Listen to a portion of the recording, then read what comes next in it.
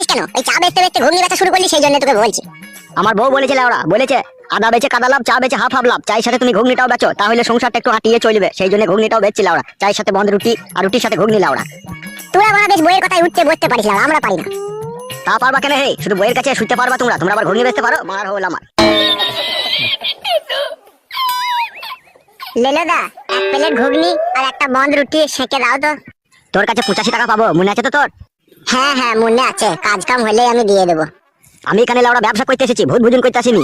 কি বলতে চাইছো কি তুমি? আগেকার পয়সাটা মিটিয়ে দে, তারপরে চা বন্ধ রুটি যা খাবি খা। তুমি এখন দেখছো না বাড়া, আমি এখন টেনশনের মধ্যে আছি, আমার বউ পালিয়ে গেছে বলে আমি কাজে কমে গেছি না বাড়া। ঠিক কাজে গেলে আমি তোমার পয়সা দিয়ে দেবো। আর তোকে ধারে মাল দিলে আমার বউটা যে পালাবে সেই হুঁশকি তুই করেছিস? বাড়ার বাল আমার। তুমি বাড়া যেইভাবে কথা বলছো তুমি মনে করছো আমার কাছে লাখ টাকা পাও তো? ওরে বড়, আমার লাখ টাকার ব্যবসা লয়, আমার 11,000 টাকার ব্যবসা। কিস্তি টাকা নিয়ে ব্যবসা শুরু করেছিল ওরা, কিস্তি সপ্তাহে সপ্তাহে মিটাতে হয়। আর এইভাবে যদি আমি ধার দিনা দিয়ে দিই বাড়া করে, আমার বউ কিস্তিটা মিটাবে নাকি? আমার বউ তো পালাবে তোর বইয়ের মতনই, কিস্তি না শোধ করতে পারার জন্য। আরে এই কিস্তিটা কোন শালা যে বাজারে চালু করেছিল না, তাকে যদি আমি কাছে পেতাম না পুরা মোবিল দিয়ে তার কুঁদ মারতাম আমি। এই তুই কি বিড়বিড় করে বলছিস রে? তাহলে তুমি ঘুগনি আর বন্ধ রুটি দিবে না বলছো তাই তো? দেবো না কথা একবারও তো বলিনি, তুই আগেকার পয়সা দিয়ে তুই যা মন যাবে খা। এখন নাই বললাম তো, কাজ হলে ঠিক দিয়ে দেবো লাউড়া। তাহলে লাউড়া যখন তোর কাজ হবে তখন আসবি খেতে, এখন তুই যা আমার। ওহ শালা ভাগ্য খারাপ হইলে শালা ব্যাঙেও লাত মারে রে।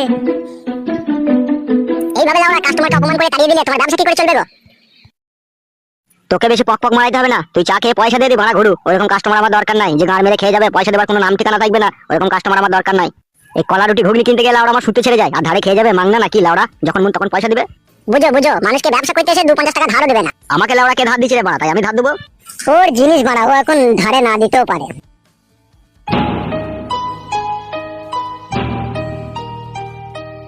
আমাদের বন্ধু ফুটোর জীবনটা না পুরো শেষ হয়ে গেল।